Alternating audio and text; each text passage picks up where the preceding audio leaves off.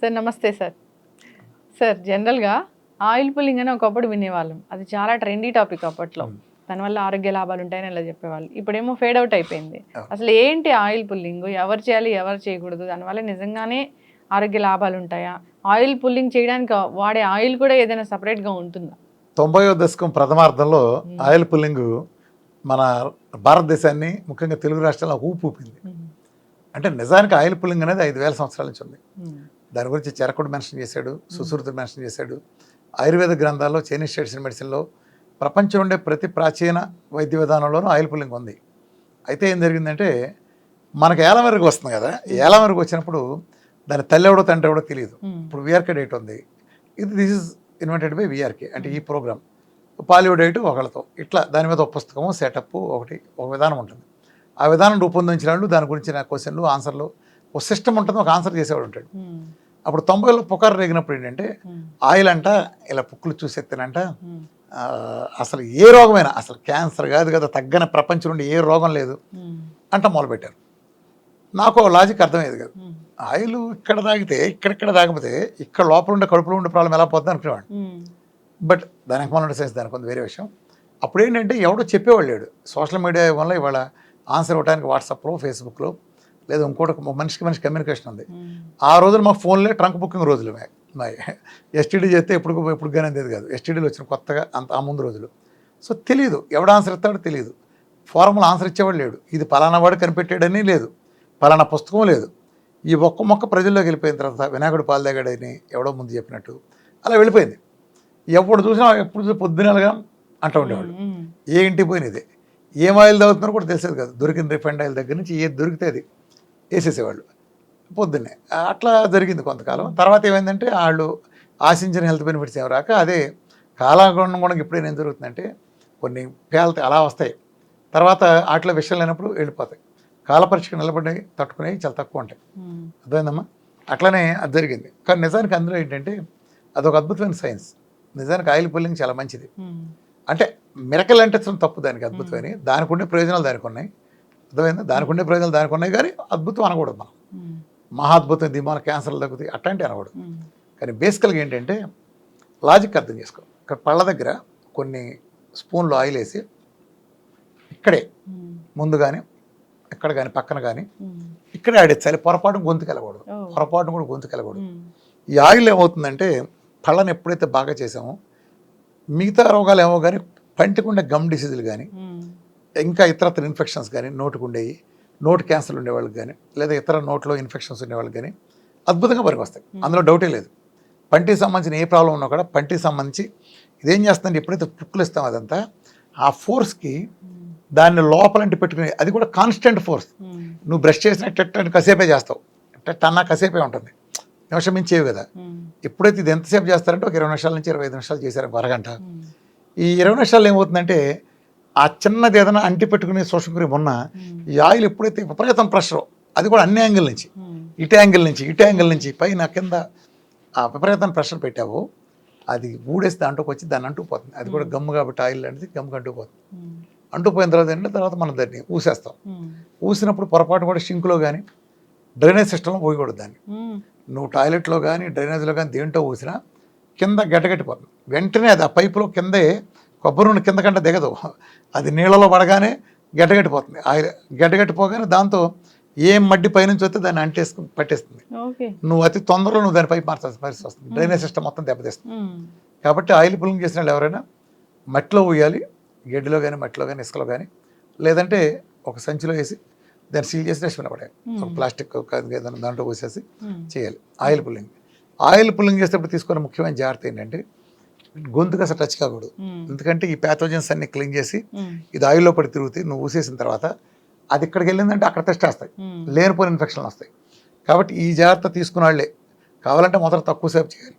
ఇది మొదట్లో 15-20 నిమిషాలు అందరూ చేయలేరు కాబట్టి తక్కువతో మొదలుపెట్టి ఎక్కువ తీసుకెళ్ళచ్చు.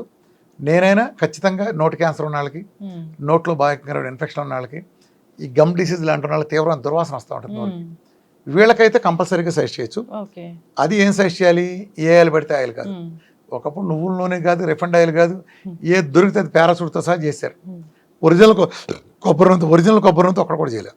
సో ఒరిజినల్ కొబ్బరి నూనె ఇప్పుడు నేను చెప్పే మన డైట్కి అనుగుణంగా చేసిన కురుడి నుంచి చేసిన అద్భుతమైంది. ఆ అద్భుతమైన ఆయిల్ కురుడి నుంచి చేసిన మన వీఆర్కే డైట్స్ కోసం తయారు చేసిన ఆయిల్స్ ప్రపంచంలో మనం ఒక్కళ్ళే చూద్దాం ఆ డిఫరెన్స్ ఇంకెవరు చెప్పరు. ఆ ఆయిల్ కనుక తీసుకుని చేస్తే ఎందుకుని చేయాలి? కొబ్బరి నూనెలో చేస్తే ఉపయోగం ఏంటి తెలుసా? తల్లిపాలల్లో నుంచి ఒక పిల్లడు బయటకు వచ్చిన తర్వాత తల్లిపాలలో దొరికే కంటెంట్ మోనోలారిక్ యాసిడ్ అని ఉంటుంది. మోనోలారిక్ యాసిడ్ అంటే యాక్చువల్గా మనకి కొబ్బరి నూనె, దాని తర్వాత తల్లిపాల తర్వాత ఉండేది కొబ్బరి నూనెలోనే ఉంటుంది. అలానే తర్వాత మిగతా కొన్ని పాలల్లో బటర్లో కూడా ఉంటుంది.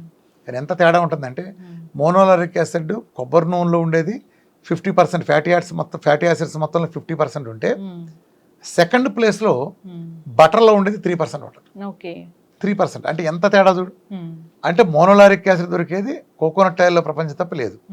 మోనోలారిక్ యాసిడ్ ఎందుకు గొప్పదంటే, కొబ్బరి నూనె అసలు ఎందుకు గొప్పదంటే, కొబ్బరి నూనె సాచురేట్ ఫ్యాట్ అయ్యి కల్తీ చేయడానికి వీలు లేకుండా ఉంటుంది ఒకటి. 2, ఇది మీడియం చైన్ ఫ్యాటీ యాసిడ్. అంటే చాలామంది తెలియదు, లాంగ్ చైన్లో చాలా కల్తీ ఎక్కువ జరుగుతుంది. పాలిఅన్సాచురేటెడ్ ఫ్యాట్లు మోనోలో ఎక్కువ కల్తీ చేయడానికి హైడ్రోజనేషన్ చేయడానికి అవకాశం ఉంటుంది. సాచురేటెడ్ ఫ్యాట్లో అవకాశం ఉండదు. అందులో మీడియం చైన్ ఫ్యాటీ యాసిడ్స్ ఏంటంటే లివర్లో డైరెక్ట్ వెళ్ళిపోయి వెంటనే డైజెస్ట్ అయిపోతాయి, వెంటనే ఎనర్జీగా మారుతాయి. ఇదే రకమైన బ్యాడ్ కింద మారటం కానీ ప్లేక్స్ కింద మారటం కానీ జరగదు. అది భయంకరమైన ఎనర్జీ ఇస్తుంది, హై క్వాలిటీ ఆఫ్ ఎనర్జీ ఇస్తుంది. ఇందులో అది ఎలా జరుగుతుందంటే, కోకోనట్ ఆయిల్ ఒరిజినల్గా నువ్వు తాగిన దాంట్లో ట్రైగ్లిజరైడ్సే ఉంటాయి. కొబ్బరి నూనె టేబుల్ మీద పెట్టిన దాంట్లో మంచి ప్రాపర్టీస్ ఉండవు. ఎప్పుడైతే నువ్వు తాగుతావో ఆ తాగినప్పుడు లోపల ప్రాసెస్లో అది విడిపోతుంది. ట్రైగ్లిజరైడ్స్ అంటే ఒక గ్లిజరాల్ మాలిక్యూల్కి 3 ఫ్యాటీ యాసిడ్స్ అంటి పెట్టుకుంటే దాని ట్రై గ్లిజరైడ్స్ అంటే చెప్పా కదా, ఒక గ్లిజరాల్ 3 ఫ్యాటీ యాసిడ్స్ కలిపితే ట్రైగ్లిజరైడ్స్. అది లోపలికి వెళ్ళాక డైగ్లిజరైడ్స్గా కన్వర్ట్ అవుతుంది. అంటే 2 ఫ్యాటీ యాసిడ్స్ ఒక గ్లిజరాల్తో కాంబినేషన్. ఆ తర్వాత అది మోనోగ్లిజరైడ్గా మారుతుంది. మోనోగ్లిజరైడ్ అంటే ఒక గ్లిజరాల్కి ఒక ఫ్యాటీ యాసిడ్ ఉంటుంది. ఇది అలానే ఫ్రీ ఫ్యాటీ యాసిడ్స్ ఉంటాయి. ఈ ఫ్రీ ఫ్యాటీ యాసిడ్స్ మోనోగ్లిజరైడ్స్ మాత్రమే అద్భుతమైన హీలింగ్ పవర్ ఉంటాయి. ప్రపంచంలో భయంకరమైన anti bacterial anti microbial functions కలిగి ఉండే శక్తిని సంతరించుకునేది మోనోలారిక్ యాసిడ్. ఇది చాలా తెలివిగా ఉంటాయి, చాలా చిన్నగా ఉంటాయి. సో అందులో ఉండే మోనోలారిక్ యాసిడ్ ఉంటుంది కాబట్టి ఈ ప్రపంచంలో తల్లిపాలలో శిశువుకు రక్షణ ఇచ్చే ఒకే ఒక మోనోలారిక్ యాసిడ్ మళ్ళీ ఉండే 50% ఉండే కోకోనట్ ఆయిల్ కాబట్టి ఈ కోకోనట్ ఆయిల్ పుల్లింగ్ చేసినప్పుడు బ్యాక్టీరియాని జర్మ్ని అద్భుతంగా చంపగలుగుతుంది. బ్యాక్టీరియాని జర్మ్స్ ఎలా చంపగలుగుతుంది అంటే, బయట నుంచి వచ్చే బ్యాక్టీరియాలకు కానీ వైరస్లకు కానీ దానిపైన ఒక లిపిడ్ లేయర్ ఉంటుంది.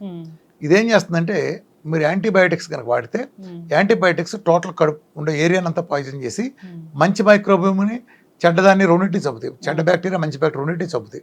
దానికి మొత్తం పాయిజన్ చేయడం ద్వారా ఒక చెరువులో పాయిజన్ కలుపుతావు నువ్వు పందులు చచ్చిపోవాలని, అది దగ్గర జింకలు కూడా చచ్చిపోతాయి. ఉదాహరణ చెబుతాను, అర్థమైంది? అట్లానే అది యాంటీబయాటిక్స్, అది హానికరం. దాని సైడ్ ఎఫెక్ట్లు ఉంటాయి, చాలా తర్వాత వేరే మందులు వాడాలి. ఇది ఎలా చేస్తుందంటే, కొబ్బరి నూనె నుండి మోనోలారిక్ యాసిడ్ దీనికి ఒక కన్నింగ్ నేచర్ ఉంటుంది. ఇది వైరస్ లాగానే ఆ వైరస్ని భ్రమపెడుతుంది. ఆ వైరస్ పక్కన చేరి వైరస్లు చేరుతుంది. అలానే బ్యాక్టీరియాను కూడా అలానే పైన లిపిడ్ లేయర్ ఉంటుంది కదా, ఇది దాంట్లో చేరి దాన్ని కన్నింగ్గా మోసం చేసి లిపిడ్ లేయర్లో దూరి దానిలో బద్దలు కొట్టేస్తుంది లోపలికి వెళ్ళి. అంటే వాతాపెల్ల కడుపులోకి వెళ్ళి బద్దలు కొట్టుకు వస్తాడు, ఆ టైప్లో లోపలికి వెళ్ళి జీర్ణం ఇచ్చేసేస్తుంది.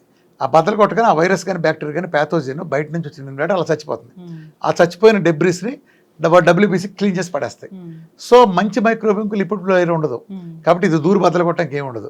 కాబట్టి అది ఏమీ జరగదు, ఎటువంటి హాని జరగదు. సో ఇది బేసికల్గా. అందుకని ఆయిల్ పుల్లింగ్ చేసేవాళ్ళు ఓన్లీ కొబ్బరి నూనెతో చేస్తే మాత్రం ఫలితం ఉంటుంది.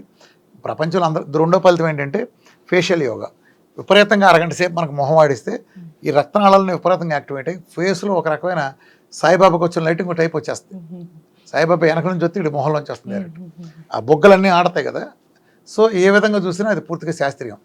ఒకవేళ దాని గురించి సందేహాలు ఉన్నా రామకృష్ణ హెల్త్ మమ్మల్ని క్రానిక్ డిస్తున్నాడు పర్సనల్గా చేస్తే మేము చేయిస్తున్నాం, మేము దగ్గరుండి ప్రోటోకాల్ చూపిస్తాం. ఎస్, ఖచ్చితంగా సార్. చాలా చక్కటి ఇన్ఫర్మేషన్ అండి. సో ఆయిల్ పుల్లింగ్ ఒకప్పుడు కదేమో అనుకున్నాము, ఆయిల్ పుల్లింగ్ అనేది చేయొచ్చు, దానివల్ల ఆరోగ్య లాభాలే ఉన్నాయి. కానీ చేసే పద్ధతి అనేది కరెక్ట్గా మీరు చెప్పినట్లు ఫాలో అవ్వాలని కోరుకున్నాం. అంతేకాదు ఏ నూనె పడితే ఆ నూనెతో ఆయిల్ పుల్లింగ్ చేయకూడదు, స్వచ్ఛమైన కొబ్బరి నూనెతో చేయాలి. Original coconut. ఎస్, చక్కటి ఇన్ఫర్మేషన్ అండి, ధన్యవాదాలు.